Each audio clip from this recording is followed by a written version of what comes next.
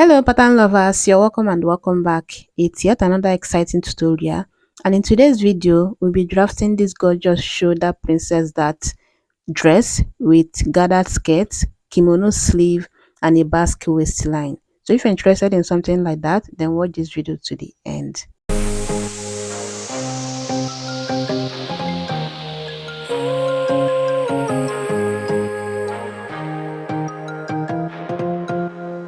Starting with the front upper pattern, I have a starting point line which will serve as the shoulder line. From that line, I'll be going down to the bust point line, to the under bust, to the waistline, and then once I have the waistline, I'm going to be marking another 2 inches line. So I said from the shoulder line, you are marking from your shoulder to your bust point, from shoulder to the under bust, from shoulder to the waistline, then 2 inches extra after the waistline. And once I'm done ruling them out this way, I'll be labeling them shoulder line, bust point line, under bust line, waistline, and then this one will be the waistline extension. Now I'm coming to the shoulder line. I'll be taking the shoulder measurement divided by 2. Then I'll be coming down to the chest line and mark the shoulder measurement again on that point. Then I'll rule it out this way. Next, I'll be marking 3 inches here as my neck width. Then I'll be going down here to 3.5 as the neck depth and give it a round neckline this way. The next thing I'll be doing now is to mark my bust span, and I'll be marking that on the bust point line and also on the waistline extension and connect it like this. That's your nipple to nipple divided by 2, yeah. Then for the dart intake, I'll be doing 0.75 on the waistline and mark the same thing on this waistline extension line. Then coming to the under bust, I'll be marking 0.75 here and 1.25 on this side. And that's a total of 2 inches under bust tightening. Then I'm going to extend the dart from the under bust to the waist, then curve from the under bust to the bust point on both sides like this. Next, I'm going to get the midpoint of this from the neck width to the shoulder line. Once I have it, I'm going to mark a straight line from that point to meet the bust span, just like this. Then I'm going to start from the bust point line and go up to my over bust line. Once I have it, I'm going to highlight it like this, and then I will be using half inch, like 1 inch, half inch on both sides to tighten this over bust. Then I'm going to come to this neck width. I'll start from the neck width and go into 1 inch. If you look at the dress again, you see that there is a bridge, so you're going in 1 inch from your neck width. Then I'm going to start from that midpoint line and mark 1.2 on this other side, and that's like 1.1, yeah, 1 inch on the other side and 1.2 on this side. That's a total of 2.2. Then I'm going to just mark them out like this on both sides, and this way you contour the over bust and then you tighten the shoulder. Now the total of what I have here is 2.2. I'm going to start from this shoulder line and add that exact 2.2 here, and this right here will be our new shoulder line. Do you understand that? Now I'm going to come to this chest line and take the bust measurement divided by 4 plus half inch, then plus the half inch that intake I have around this over bust, yeah, this area. Then I'm going to the waistline and take the waist measurement divided by 4 plus the 1.5 that intake. Now I'm coming to the waistline extension. I'll be marking the same waist measurement divided by 4 plus 1.5 that intake, then plus extra 0.375. If that would confuse you, I'll be showing you what else to do later in this video. So I'm going to connect the measurements, and this is what it's looking like. Next, I'll be coming down here to 2 inches because that's the difference between my front length and the back length. Then I'm going to slant it to the bust span this way. Now I'm going to start from this shoulder line and add extra 3 inches. And then once I have that, I'm going to come down here to 1 inch to slope the shoulder. We are yet to slope the shoulder, and we'll be doing just 1 inch shoulder slope. Now I'll start from the shoulder slope and go down to the sleeve opening, and what you're going to do is once you measure these 3 inches on your arm, you measure the circumference of that point, and mine was about 6.5, and I'll be adding extra 2 inches to it, making it 8.5. Another thing you can do is to just start from your chest line and come down 1 inch, and that will be your sleeve opening if you don't measure this on your arm, like the circumference on your arm. So in total I have about 9.5 now, and I'm going to just highlight it because we will be needing this line later. Next, I'll be cleaning up this line because it already served its purpose. Then remember that this is our bust measurement right here. Next thing I'll be doing now is to measure the whole of what I have here on this shoulder, and it's almost 13, which I'll just make it 13 inches. And remember that we use 2.25 to tighten the shoulder, meaning that that is not included. So what I'm going to do here is to place that exact 13 inches on this chest, on this second chest line, yeah, or sleeve opening line, and then I will be coming in 2.5.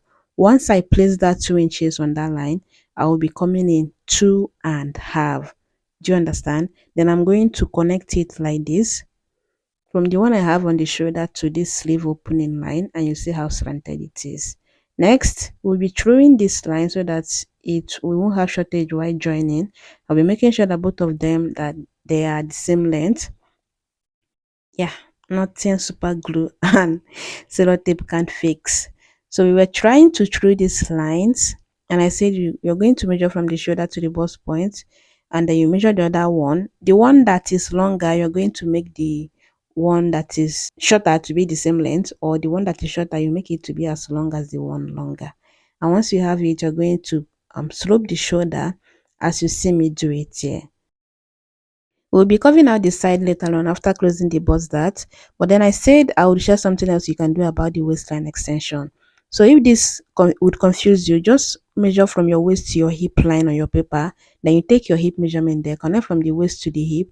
Then you go down 2 inches from your waistline, but you're supposed to have 2 inches from your waistline.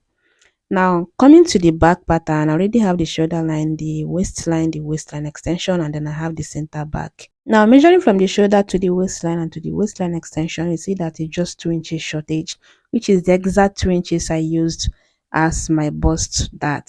Do you understand?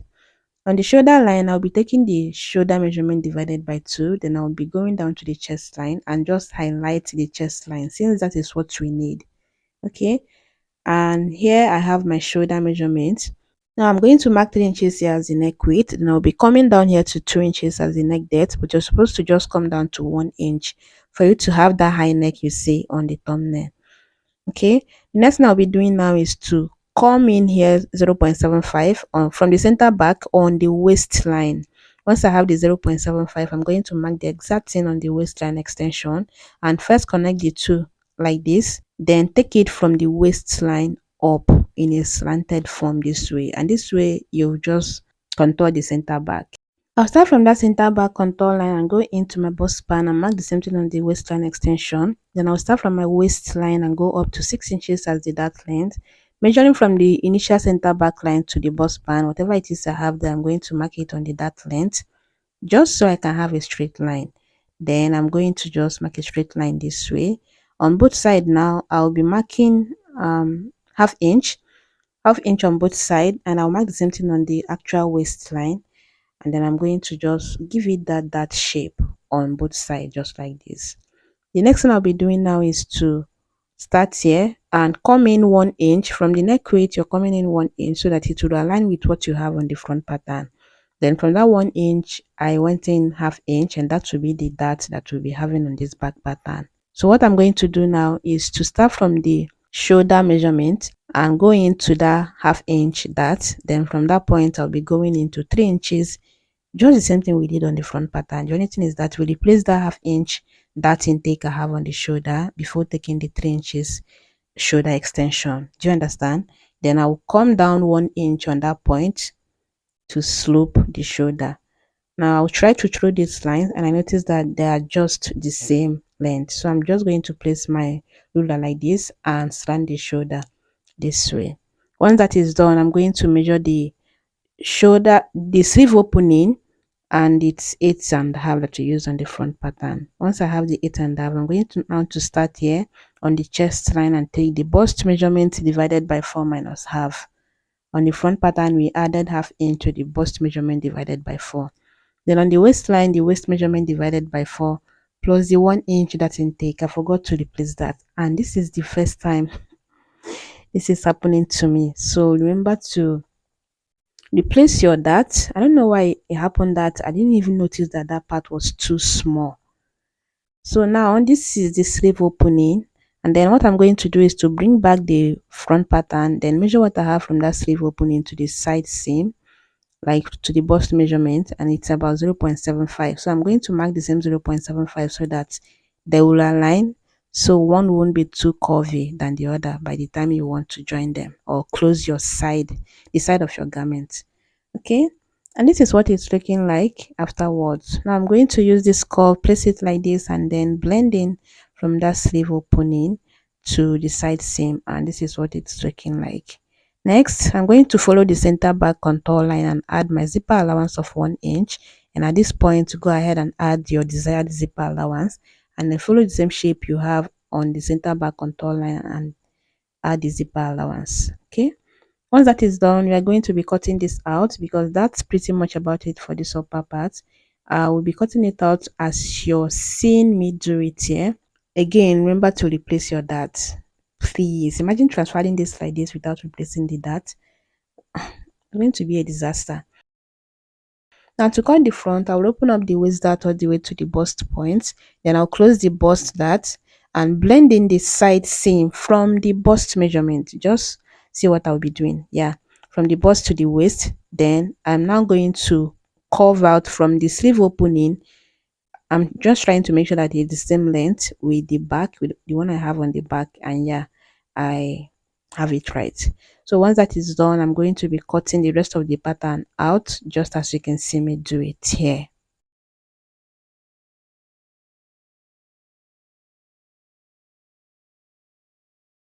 Now this is what my pattern is looking like after cutting it out, and you already know how we do it on this channel. I would have to cross check the side front and then the side back to see that I didn't do any mistake. And here I noticed that I need to shed off this part on the front pattern, and yeah, again I'll still have to cross check like this so that yeah, I will know that I'm on the right track and I won't have any unnecessary shortage of fabric after transferring these patterns to the fabric. And yeah, it's just right. So now we have the center front, the side back, the center back. Now we are going to work on the front pattern again. And what you're going to do is to tape them down from the under bust down. Just tape it down, do not overlap. But what I'll be doing is to bring in a fresh paper, just a piece of paper like this. I'll apply my water glue and place this pattern on it in a way that I'm not overlapping them, and in a way that the under bust line and then the waistline that they are aligning. Then I will extend, just add another paper here because of the basque. Once that is done, I'm going to get the center front, just have a straight line there. Then from the waistline, this waistline extension, I'll be going down to 2.5. Do you understand? From the waistline extension, you're going down 2.5. Then I'm going to place my curve like this and just give it this curved look, just something like this. Then I'm going now to start on this side there. I'll be coming up 0.75, just like this, and then I'm going to be using my curve. Just place it like this, make it deep, and then you're going to just blend it into the that line that you have there. That's like the line that separates the center front and then the side front. And once I was done, I noticed that I needed to like make it deeper, just make it a little deep there. And once I have it right, I'm now going to use my marker to make it obvious that yeah, this is the one that we are going for. Then I'm simply going to cut this out because that's pretty much about it. Looking at it alone, you already know that it will give you exactly what you see on the thumbnail. And please, you're not adding, just cut it right. I don't know how to explain it, but yeah, just cut it right so that you are not shortening your measurement. That's why you don't need to overlap them before doing this step. So for this center front, you'll be cutting on fold, and then this is the side front, which you'll be cutting times 2 of that. Now for the gathers, what you're going to do is to measure around your waistline. You can decide to measure around the basque, but remember that the back is not basque, so you just measure it as you see me do it here, and you're measuring on the waistline extension. Whatever it is you have, you're going to times it by 4. Remember that what you have here now, you're going to plus it with what you have on the back, and then you're going to times that by 4. Let's say this is your fabric for the gathers. Once you get the midpoint like this, then you'll be coming down here 1.5, and then you're going to fold your paper again and notch it. Just fold it again like this, and then you notch it. Once you notch it, you're not going to curve, give it the same shape you have as the basque on the center front of the upper part. Yeah, you give it that shape, and then you're going to cut it out. It's pretty simple. So you came down 2.5 on the as the basque, then you're doing 1.5 on your gathers fabric, so that the other 1 inch you use it to join on this upper part, and then fold in the other one on the down part. Look at the picture again and see that you will need to add another fabric on the down. Yeah, just look at the fabric and work with that. You only need to times whatever you measured around your waistline. After making the upper part, you times that by 4. Once you get it, you get the midpoint, go down 1.5. The curved part will be going to the front, then where you notched will be from the side seam to the back. Pretty simple.